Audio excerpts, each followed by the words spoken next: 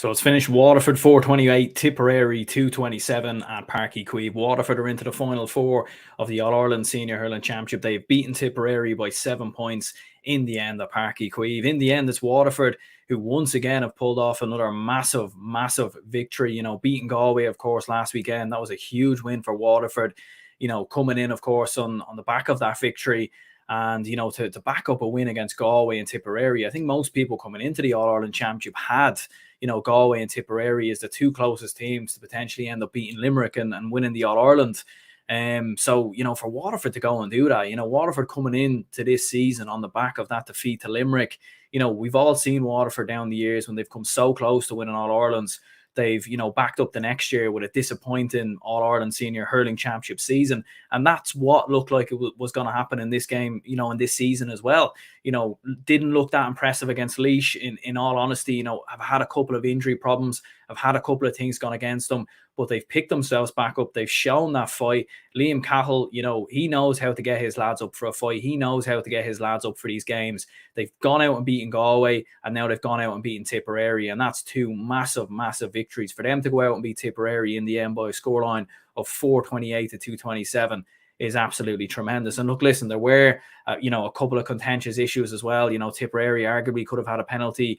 Waterford, I have no idea why they got a penalty, you know, in the third quarter.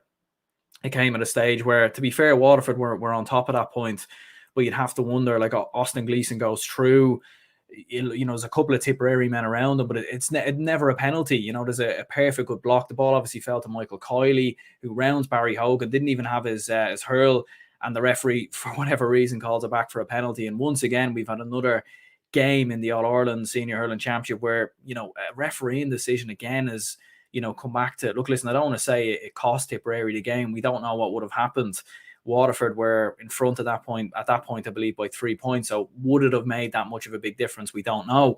But once again, it's another big talking point at the end of a game in the championship. And we've seen this quite a lot already this year. You know, Tipperary have been involved in, you know, in all their games they've been involved in the championship this year. There's been a contentious refereeing decision at the end of it. In the Clare game, you had the Aidan McCarthy situation, you know, where the referee ends up giving a penalty from way out in the sideline. And obviously in the Limerick game, you know, there should have been a red card for Aaron Glenn. We all know that. And then in this game, you know, there's another contentious issue again where Tipperary, you know, or Waterford shouldn't have got a penalty there. I just don't know what it was for. If someone can clarify what it was for, they couldn't even say in commentary what it was for. So it was a very odd one. And obviously Mark Keogh is going through on goal. I mean, that is a clear-cut goal-scoring opportunity. He gets pulled back in the end, I believe, by Conor Prunty, and the referee gives a free in. And you're kind of wondering, well, what's the crack here? Like, what, you know, we've decisions, we're given penalties when Aidan McCarthy is fouled in by the sideline. Or sorry, not Aidan McCarthy, I should say, but I think it was Jason Ford who was fouled that time, but it was Aidan McCarthy who was given the sin bin. We're given penalties for that, but we're not given penalties for this. It's very strange. It makes no sense whatsoever. And certainly, you know, like what Michael Duigan said in commentary, like, they need to come out and clarify what this rule actually means, because we can't keep having these championship games where, you know, there's refereeing decisions being talked about at the end. Maybe it's time for TMO or VAR. I really don't know, but certainly something needs to be done. But look, listen, let's not take anything away from Waterford. They were full credit for their victory today. Absolutely tremendous. They came out fast out of the blocks, 5 points to 1 in the opening 5 minutes. They were outscoring Tipperary. And Tipperary were never really at their best at all in this game, in my opinion. I don't even think they were at their best in the first half. They didn't really, you know, they didn't really click into gear really until the final 15 to 20 minutes when they started to really narrow that lead down. It was an 8-point lead, and Tipperary obviously got it down to 2 before, you know, Stephen O'Brien makes that save, that huge save in the goals. You know, I think it was Jason Ford who was going through there. You know, so big moment there. But Waterford very well in the first half, and Tipperary got those 2 goals kind of out of nothing really. Like a long ball ends up finding its way to Noel McGrath, who finds himself in acres of space. Caleb Lyons was the one picking up Noel McGrath, but he managed to shake him off in that situation. Obviously Caleb Lyons, you know, so focused on his attacking output, just left a little bit of space in behind. He offloads it onto Shamie Callan, who puts it in the back of the net. And literally about 60 seconds later, a long ball over the top of Conor Prunty, who completely misjudges it. Shane McCallan gets it again and absolutely buries it. And when Shane McCallan gets the opportunities and gets the chances, like, he very rarely misses. He's the man that you want to put the ball in the back of the net. He did actually miss a chance in the second half where he put it wide from point blank range. And you were really feeling like, that's an opportunity where Shane McCallan would put it in the back of the net. But, Tipperary, not even at their best in the first half. They 2 goals on the board. You were waiting for them to click into gear, but like Waterford's intensity in defence, like, they weren't brilliant defensively as such, but they were in the right places at the right time. The likes of your Calum Lyons, your Peter Hogans, your Jamie Barons, like, getting blocks in when it mattered, like getting blocks into Tip's midfield, who really struggled, like Alan Flynn. Thought Mike Breen had him got better as the game went on in the second half, but in particular Waterford were just brilliant at turning the ball over, and Tip kept looking, for the likes of your Jake Morris and your Dan McCormick sort of in the corner forward position, but time and time again in the first half they were hitting long balls in there, and there was just no one inside. There was no one there for Tipperary to aim at, and a lot of the time the ball just fell to the likes of your Ian Kenny and Shane McNulty, who were able to gather the ball and come out with it. And there was really no, worry at all there. So, you'd have to say fair play to Waterford for really kind of, turning that around in the end and getting the job done. Just checking my microphone's still on there. We are still going there. But yeah, Waterford, and obviously they get the goals themselves. Waterford, obviously a big goal from Desi Hutchinson. Really well taken goal. It was actually Calum Lyons who got the block in originally around the midfield. A forward hand pass onto Jack Prendergast, or it was actually Jack Prendergast who had the forward hand pass. It was Jack Fagan who ran through. Looked like he was fouled. Referee played advantage. Eventually, it found its way to Desi Hutchinson on the ground, puts it in the back of the net, and Waterford started to really kind of turn the tide from there. And Waterford were always in control in the second half. They were always in control, especially in the first quarter of the second half, if you like.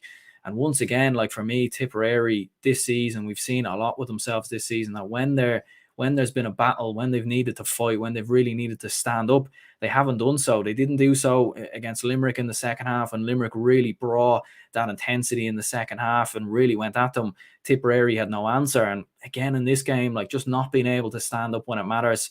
Okay, yeah, fair enough in the final, 15 to 20 minutes, obviously the likes of, Tipperary start to find another answer. John McGrath, who came off the bench, he had 2 points. Mark Keogh certainly made an impact.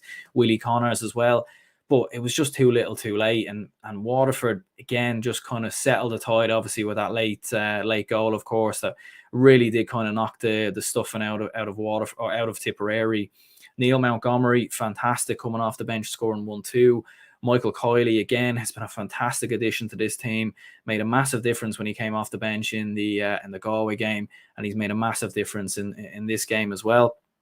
Scored 2 points from coming off the bench, and Dunford even came off the bench and scored a point as well. So, like, fair play to Waterford. They found the answers, and Liam Cahill once again working wonders for Waterford. And the question from here is, how far could Waterford go? Could they really go on now and potentially end this massive wait for the Liam McCarthy? And with performances like that, it's hard to say how they wouldn't. They've gone and knocked out Galway and Tipperary, two teams that a lot of people had as All-Ireland contenders this year. They've gone and knocked them out.